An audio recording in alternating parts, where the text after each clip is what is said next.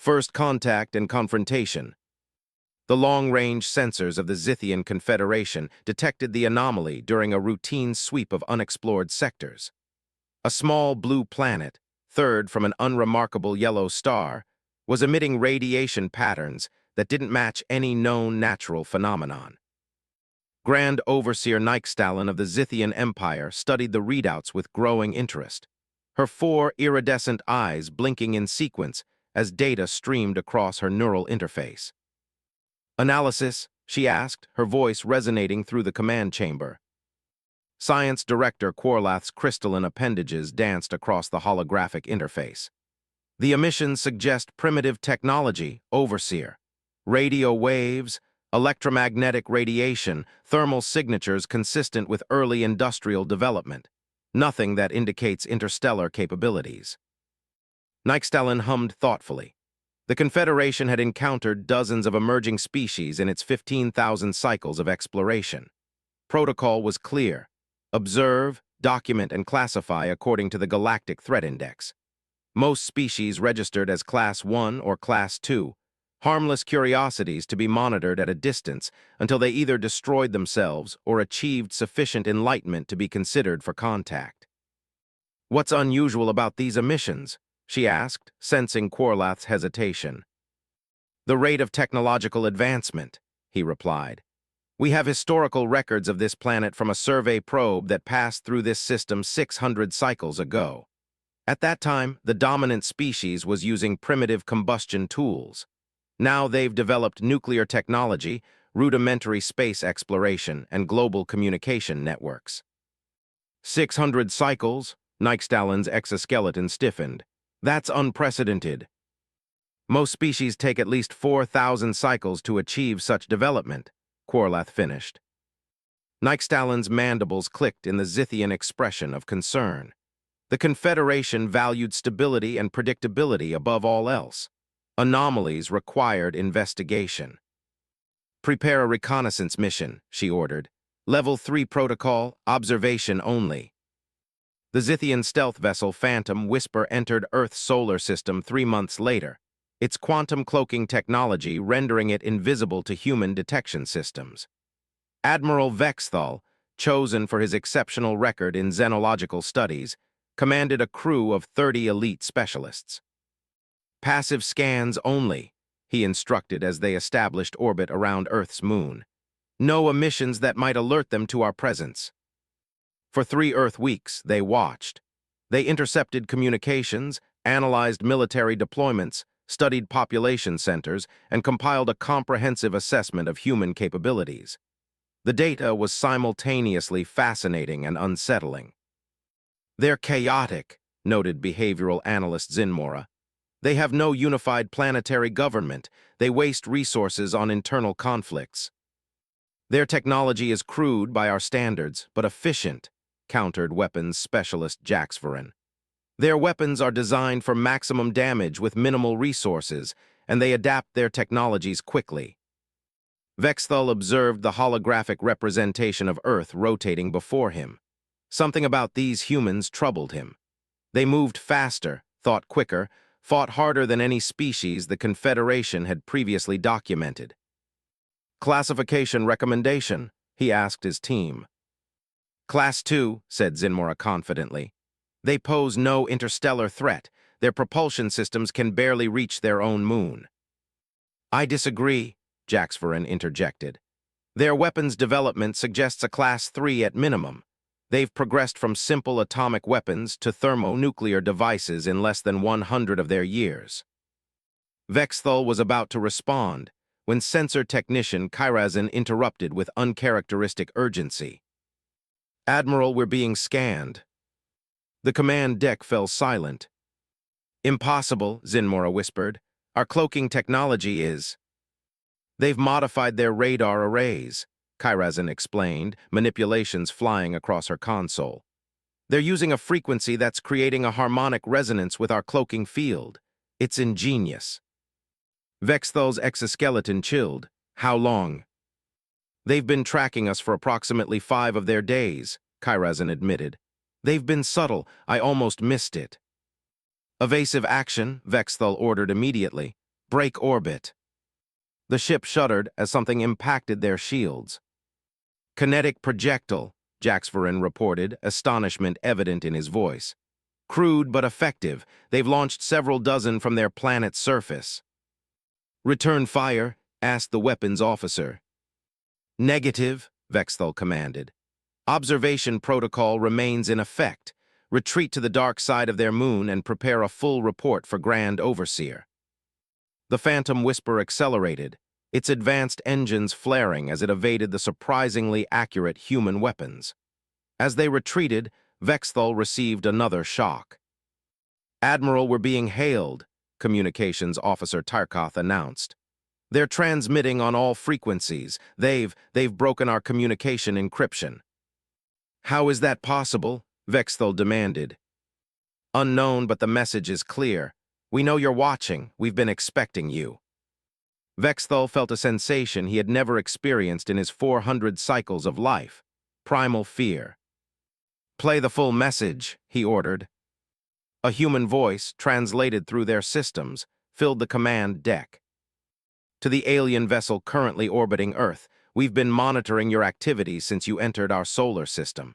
Your technology is impressive but not infallible. Consider this a demonstration of our capabilities. We have no hostile intentions unless provoked. We are prepared to establish diplomatic communications if that is your purpose. If not, be advised that our defense systems are now calibrated to your ship's signature. This is your only warning. The command deck remained silent for several moments. How, Zinmora finally asked, how did a primitive species detect us, track us, and then breach our communications? Jaxverin's voice was grim. Perhaps they're not as primitive as we thought. Back at Confederation headquarters, Grand Overseer Nykestalin reviewed the Phantom Whispers report with mounting concern. The humans had not only detected their most advanced stealth vessel, but had managed to track it and communicate directly with the crew. The implications were disturbing. They should be reclassified immediately, Vexthal insisted during his debriefing. Class 4 at minimum. Nykestalin's primary hearts pulsed with agitation. Class 4 species were considered potential threats to regional stability. Only 3 other species in the known galaxy held such a designation, and all had developed interstellar travel independently. Your recommendation is based on speculation, argued Political Director Balzorn. One incident does not justify such an extreme classification. They remain confined to their solar system. With respect, Director, Vexthal countered, their rate of advancement is unprecedented. 600 cycles ago, they were using primitive wheeled vehicles. Now they can detect our most advanced stealth technology, if this trend continues. He didn't need to finish the thought. Everyone in the chamber understood the implications. We need more information, Nykestalin decided. A direct assessment. Military strategist Hectorin's scales shifted to a warning crimson. You're suggesting contact. That violates all protocols for pre-interstellar species. They've already initiated contact, Nykestalin pointed out. And I'm not suggesting diplomatic relations. I'm proposing a controlled test of their capabilities. Silence fell across the council chamber as the implication became clear. A limited military engagement? Hectorin asked, his tone neutral but his scales shifting to an eager purple. Precisely, Nykestalin confirmed. Nothing that threatens their species or planet. A calibrated response to assess their true military capacity. If they are as adaptable and resourceful as Admiral Vexthal suggests, we need to know before they develop interstellar capabilities. The Council voted unanimously to approve the mission. 3 battle cruisers were dispatched to Earth with instructions to conduct a limited engagement targeting only military installations and defense systems. The objective: determine whether humans represented a genuine threat to galactic stability. It would be the Confederation's first and greatest miscalculation. General Marcus Way stared at the satellite imagery on the massive display screen. 3 objects, each larger than an aircraft carrier, had appeared at the edge of Earth's solar system and were moving toward the planet at tremendous speed. Time to orbital insertion, he asked. 17 hours, sir. replied Colonel Juniper Rhodes. Based on their trajectory, they'll establish geosynchronous positions over North America, Asia, and Europe. Wei nodded grimly. The world's governments had united with unprecedented speed after the first alien ship had been detected 3 months ago. Ancient rivalries and political differences had been set aside in the face of a potential existential threat. "Are the Poseidon platforms ready?" he asked. "Yes, sir. All 6 are deployed and operational. The kinetic defense grid is at full capacity, and the M-pulse generators are charged. We've also dispersed the quantum communication nodes as you ordered." The rise of humanity's galactic presence. Fleet Commander Hectorin observed Earth through the main viewscreen of the battle cruiser Invincible Glory. His exoskeleton hummed with anticipation as the 3 vessels moved into position. This mission would secure his place in Confederation history, the commander who definitively assessed the human threat. "All ships are in position," his executive officer reported. "Weapon systems are primed and targeting Earth's primary military installations." "Excellent," Hectorin replied. "Begin the demonstration. Target their largest military base in each hemisphere, minimum destructive force. We want to measure their response, not annihilate them." "Commencing attack in 30 seconds, Commander." "Energy surge detected from Earth's moon," the sensor officer interrupted. Before Hectorin could respond, the ship shuddered violently. Alarms blared across the command deck. "Status report," he demanded. "Electromagnetic pulse of unprecedented magnitude," the science officer reported, mandibles clicking in distress. "Shield effectiveness reduced by 60%, secondary systems failing." "Impossible," Hectorin hissed. "Their technology couldn't." "Second wave incoming," the sensor officer shouted. This time the impact was physical. Hundreds of kinetic projectiles launched from concealed moon bases slammed into the Confederation vessels. Though primitive compared to energy weapons, the sheer mass and velocity of the projectiles overwhelmed the weakened shields. "Hull breaches on decks 7 through 12, reported the damage control officer. "We've lost contact with the Eternal Justice." Hectorin's scales shifted to battle red. "Return fire, target every launch site." The Invincible Glory's weapon systems came alive, sending devastating energy beams toward the lunar surface. Explosions blossomed across the moon, destroying several human installations. But it was already too late. "Commander, multiple small craft approaching from Earth," the sensor officer reported. "Hundreds of them, and something else. 6 larger objects rising from Earth's oceans." "The Poseidon platforms," Hectorin whispered, recalling the intelligence briefings. Ocean-based launch facilities the humans had kept hidden from orbital surveillance. The first human missiles struck the Invincible Glory. They weren't the crude nuclear weapons the Confederation had expected. These projectiles carried quantum warheads, technology the humans shouldn't have developed for another 500 cycles. "How?" Hectorin demanded as another section of his ship was vaporized. "How did they develop quantum weaponry?" No one on the command deck had an answer. They were too busy fighting for survival as waves of human fighters swarmed around the Confederation vessels, targeting weakened shield sections with surgical precision. "The Righteous Fury is reporting critical damage," the communications officer announced. They're abandoning ship." Hectorin's mandibles clicked in shock. In the 15,000-year history of the Confederation, no battle cruiser had ever been lost in combat. "Full retreat," he ordered, his voice hollow. "Get us out of this system." As the Invincible Glory limped away from Earth, hull breached in dozens of places and half its crew dead or wounded, Hectorin faced the unthinkable. He had failed. The humans weren't just a potential threat, they were a fully realized one. And the Confederation had just provoked them. Grand Overseer Nykestalin stood before the Confederation Grand Council, her posture rigid as she absorbed the magnitude of the disaster. Of the 3 battle cruisers sent to Earth, only the Invincible Glory had returned, and it was so badly damaged it had to be scuttled. Over 2,000 Confederation citizens were dead. The humans had not only repelled the attack, but had demonstrated technology centuries beyond what should have been possible. This is unprecedented, Elder Counselor Zarvok stated, her ancient voice quavering. In all our history, no pre-interstellar species has ever defeated a Confederation battle fleet. They were prepared, Nykstellan replied. Somehow they anticipated not just our arrival but our tactical approach. Their countermeasures were specifically designed to exploit weaknesses in our shield technology. Impossible, declared Security Director Mikesvin. That information is classified at the highest levels. There's no way a primitive species could. Yet they did, interrupted Counselor Tyrebex. The question is how. Science Director Quarlath's manipulators activated a holographic display.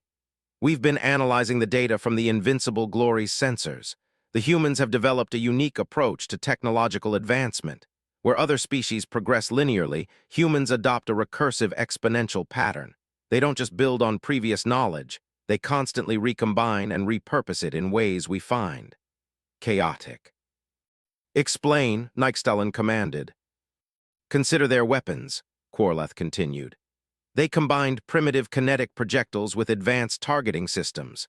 They used electromagnetic pulse technology, which we considered obsolete millennia ago, in novel ways that overwhelmed our modern defenses. They've developed quantum warheads without first mastering controlled fusion. Their advancement doesn't follow any pattern we recognize. The council chamber fell silent as the implications settled upon them. And now they know about us, Elder Counselor Zarvok said quietly. We've revealed our existence, our technology, and our hostile intent.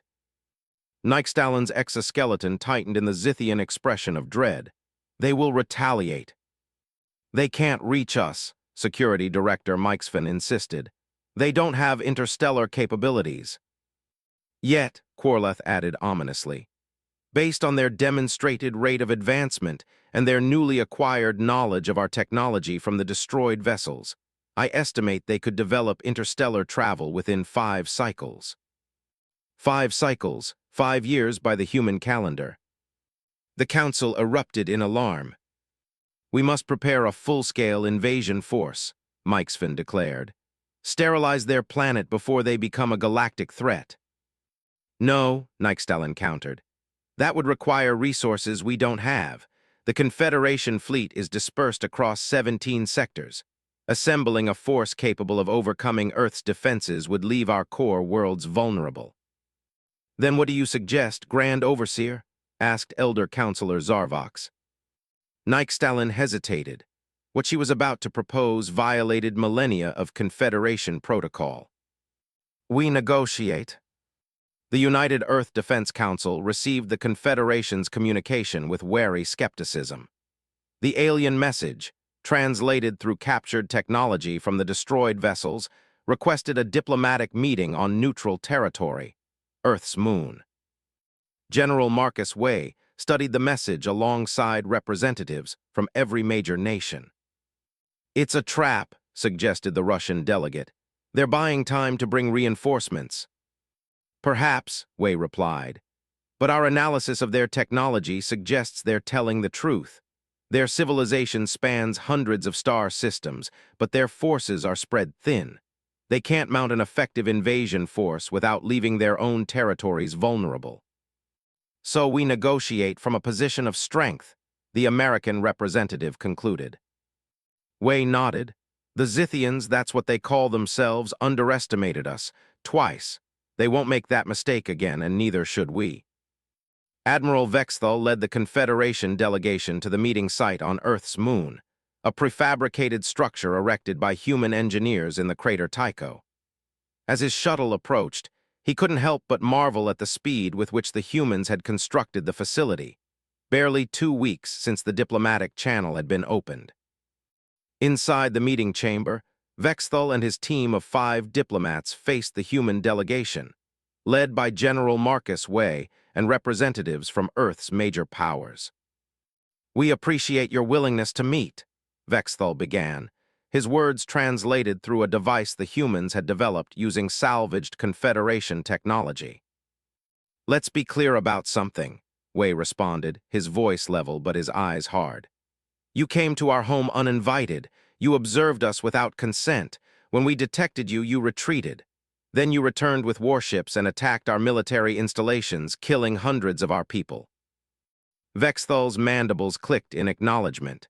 The decision to test your defenses was regrettable. Our protocols for dealing with pre-interstellar species have never before been challenged. Then perhaps your protocols need revision, Wei suggested. Indeed, Vexthal agreed. That is part of why I am here. The Confederation Council has authorized me to offer reparations and technological exchange. In exchange for what? Asked the Chinese representative. Assurance that humanity will not seek retribution once you develop interstellar capabilities, Vexthal stated plainly. Which, based on our projections, could be within 5 of your years. A ripple of surprise moved through the human delegation. They had not expected such candor. You fear us, Wei realized. With good reason, Vexthal replied. You defeated our most advanced battle cruisers with technology you shouldn't possess for centuries. You adapt faster than any species we've encountered in 15,000 cycles of exploration. Yes, General Wei, we fear what humanity might become. Wei leaned forward. Then understand this, Admiral, we have no interest in conquest. Earth has enough divisions and conflicts without seeking new ones among the stars, but we will defend ourselves, always. Then perhaps we can find common ground, Vexthal suggested. The negotiations lasted 7 days. When they concluded, the Treaty of Tycho established formal diplomatic relations between Earth and the Zithian Confederation. The agreement included technological exchange, trade provisions, and mutual defense pacts. But behind closed doors, both sides prepared for a different future. In underground facilities across Earth, scientists worked day and night, reverse engineering Confederation technology salvaged from the destroyed vessels. The quantum drive that would allow humanity to reach the stars was already taking shape in a research complex beneath the Pacific Ocean. In classified meetings, the newly formed Terran Defense Alliance discussed contingency plans for a galaxy that might not welcome human expansion. The Zithians have shared star charts covering nearly a third of the galaxy, Admiral Elaine Jackson told the assembly of military leaders from around the world.